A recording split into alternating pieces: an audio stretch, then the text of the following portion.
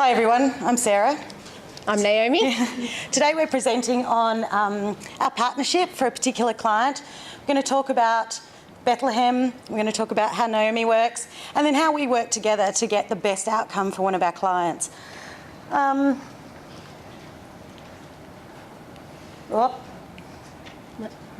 that one. Sorry. Look, I think we all know that people with MND don't fit into a particular service. We at Bethlehem work under a neuropalliative rehabilitation model.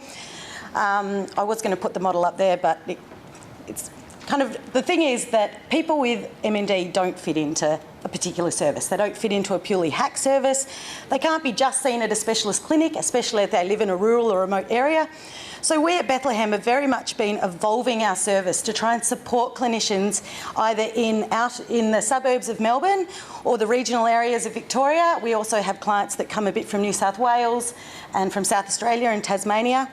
The gentleman that we're going to talk about did live in the sort of outer suburbs of Melbourne, so some things you will see I've been able to do that maybe I couldn't do for someone else.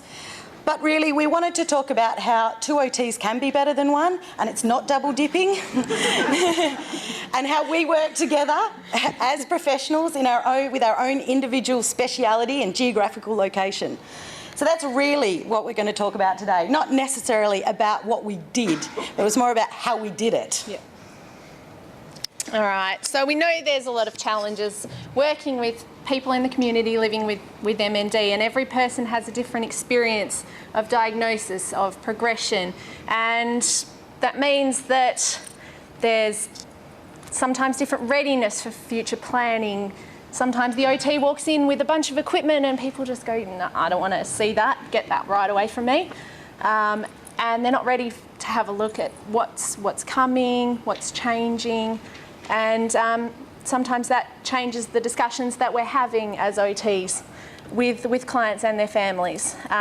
We know that there's a huge array of different deficits dependent on phenotype, onset location and progression of illness, and that can challenge our clinical reasoning, as can the rapidly changing deficits. We know that sometimes people don't have time to get used to one deficit, to one functional change, before the next one pops up, and it's changing so rapidly.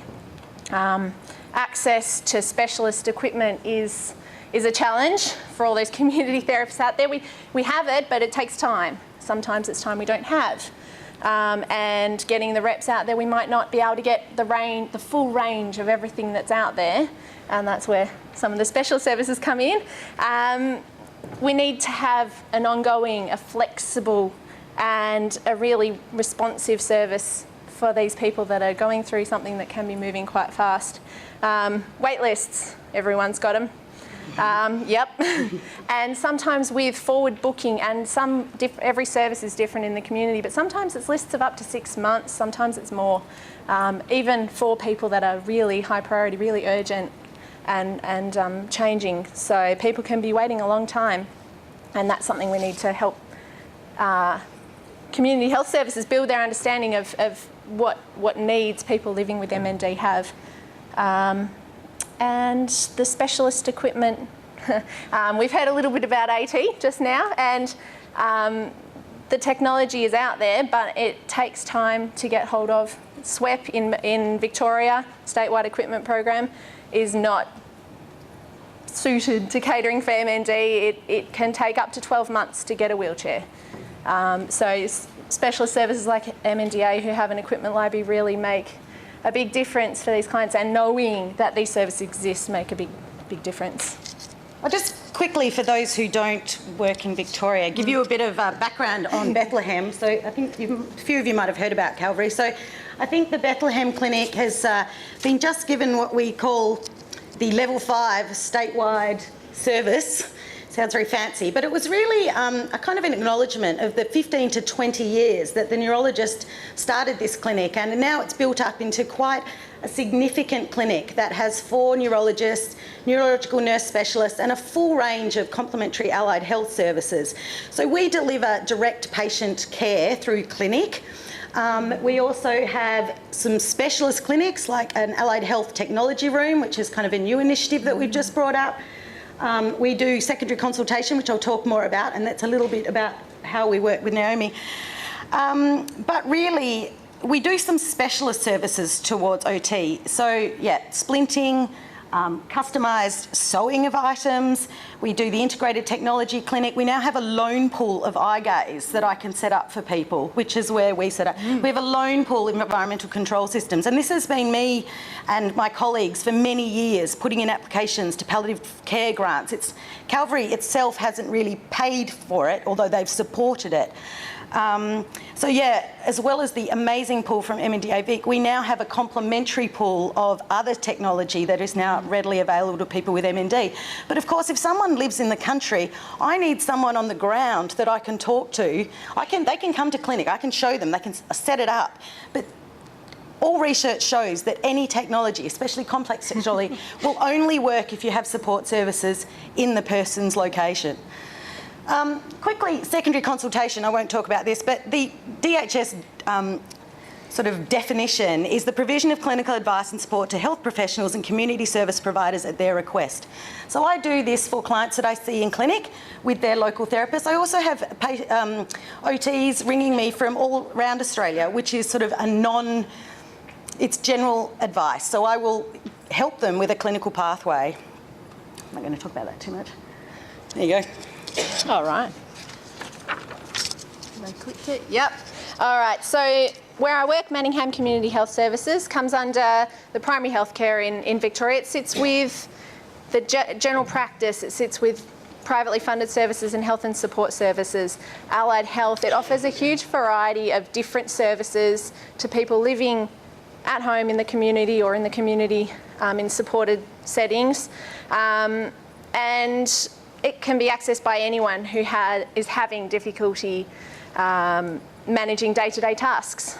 We have centre-based programs and group-based programs and huge numbers of referrals coming in, working with clients experiencing a huge variety of conditions, which is something that means we have knowledge in a lot of areas, but sometimes we don't have as greater access to the specialised knowledge that can help with working with people with conditions like MND.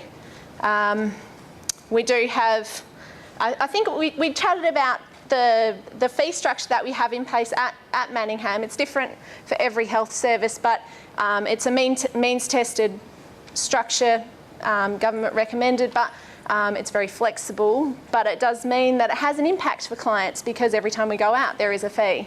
So, and certainly clinic is a non-fee service, so we are funded via Medicare and the subacute services. Yeah. But as I say, we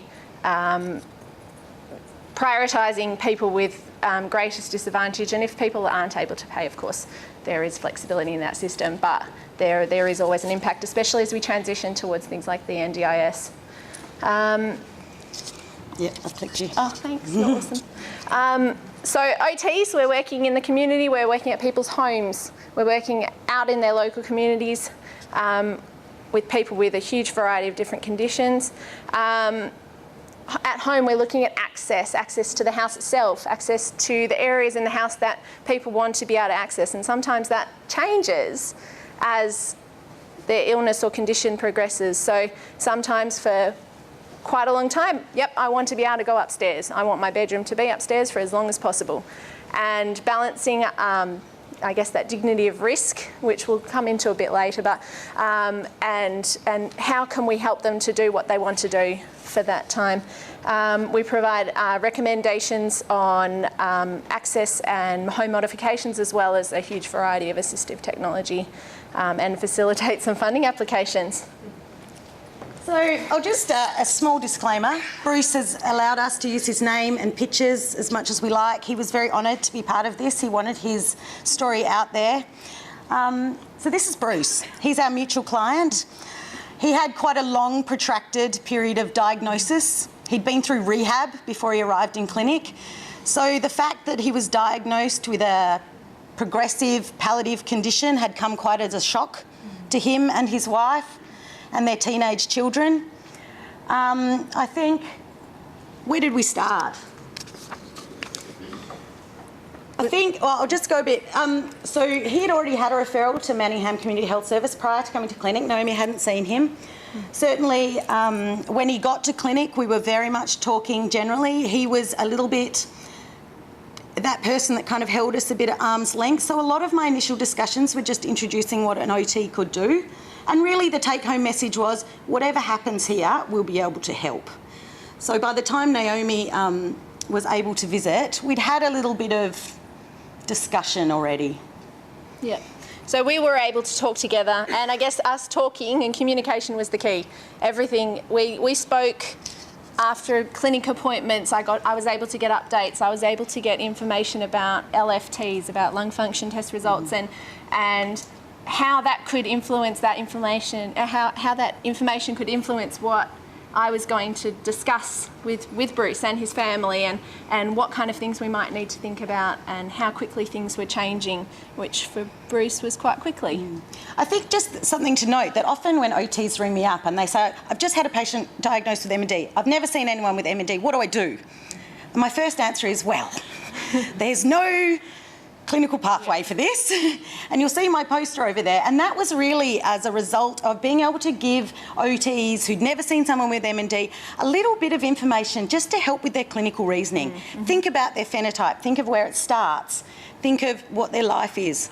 And I think that's where Naomi had never seen anyone with MND before, so very much my first lot of information to her was about just MND in general, and then about the client themselves, what they wanted to do, how they lived, what their goals were. Yep. Sharing resources. I got a bunch of posters and references, articles that I could read and build my knowledge, and in turn share them with my colleagues who now also have that information and know where they can go to get some additional support as well.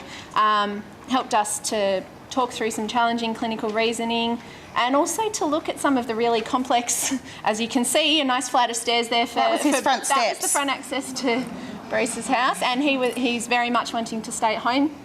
And so, yeah, we had to think of a way around that. Basically, Archie said, no, you can't do anything. And I said, well, there must be something we can do. There has to be.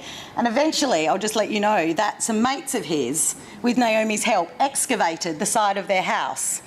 So it goes up and it kind of around the corner, and then Naomi did a very fancy portable ramp, Enviro rubber ramp, double ramp.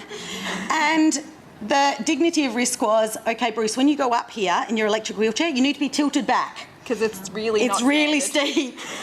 But he practiced, he went slowly.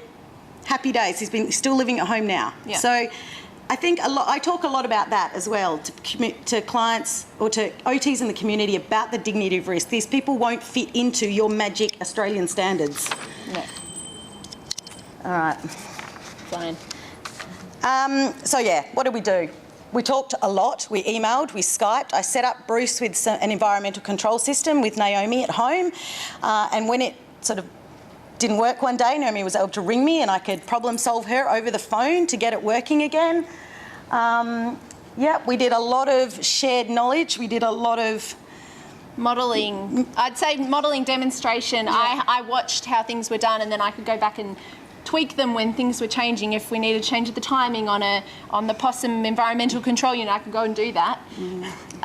We also showed him a lot of things in clinic. Oh, this is us.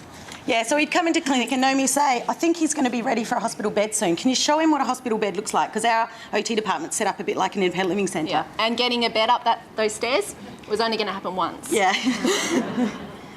The other thing, I think, was the access that I had to the medical information to be able to help with the clinical reasoning and being able to talk to the neurologist and say, what do you think his life is going to be? Like, how long? Yeah. This is our new Bethlehem technology room. This is him trying Tracker Pro with a tablet. We have actually got, we've just put in an application for funding for this. You'll see the little bit at the bottom. That's actually for the new Toby eye gaze system.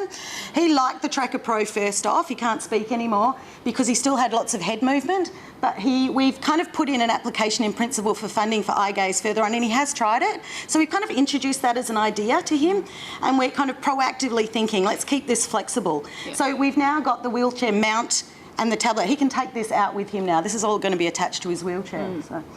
Yep. That's him in his car. I think that's one of his favourite photos. Yeah, he loves that one. Yeah, so what next? So, well, I think we'll talk about it a lot. I mean, Bethlehem is working very hard. There's a big PND project going on, talking about secondary consultation and what our clinic and how we can help people out in the community navigate, not just people with MND as well, we are doing some other neurological conditions, but we are building opportunities for OTs in rural areas to come and visit us. We're doing lots more telehealth, teleconferencing, everything that we're talking about.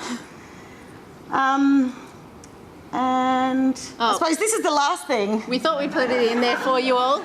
Sarah from the MND Clinic in Bethlehem. This is Naomi.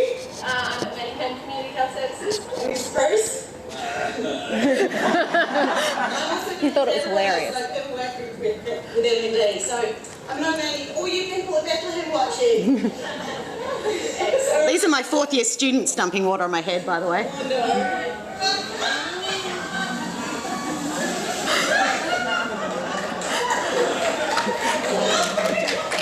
So we did this just last week when Bruce was in the ward. He had the towels on his lap ready and then someone took them away. So yes, he was very proud that we were coming to talk about his journey and our journey, and it's been a privilege working with him and Naomi. No, likewise. So there's our details.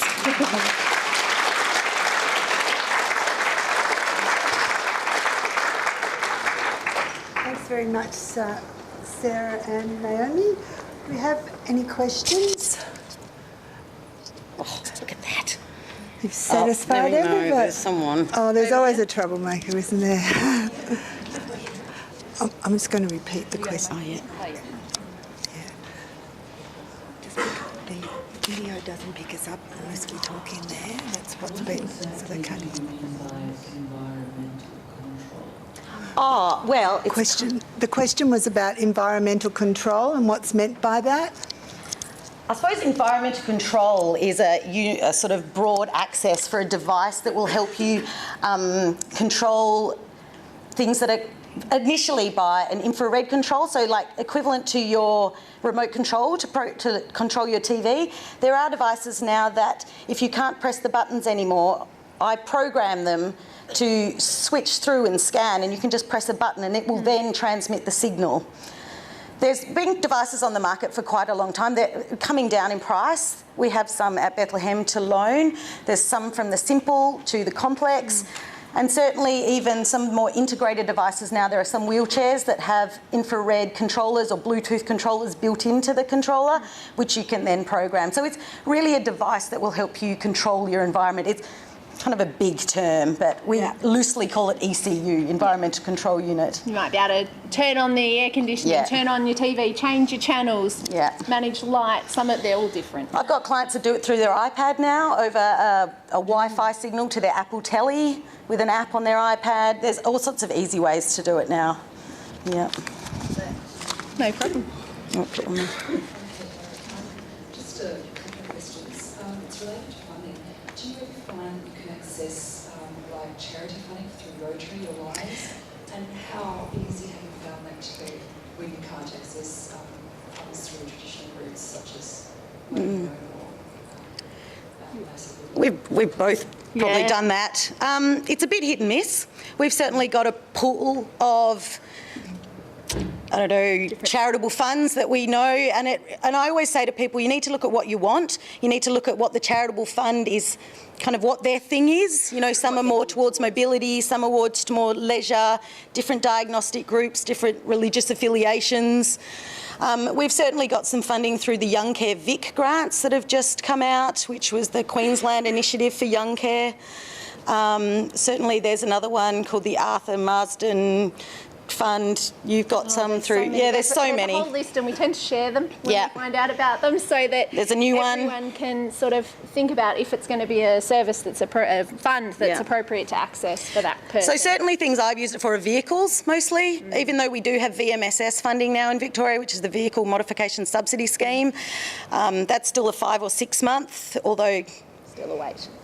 They're not been campaigning fairly heavily for people with MND, but yeah, that was traditionally what we used it a lot for. We're very lucky in Victoria with MND, VIC's equipment pool, and now the pool that we've got at Bethlehem. We're very lucky, and we have to keep that in perspective. Geographically as well, numbers of people and geography in Victoria works in our favour in terms of being able to get equipment out to people. I know my colleagues in Western Australia, it's a totally different story. Same in Queensland. You know, it's hard. Thank you.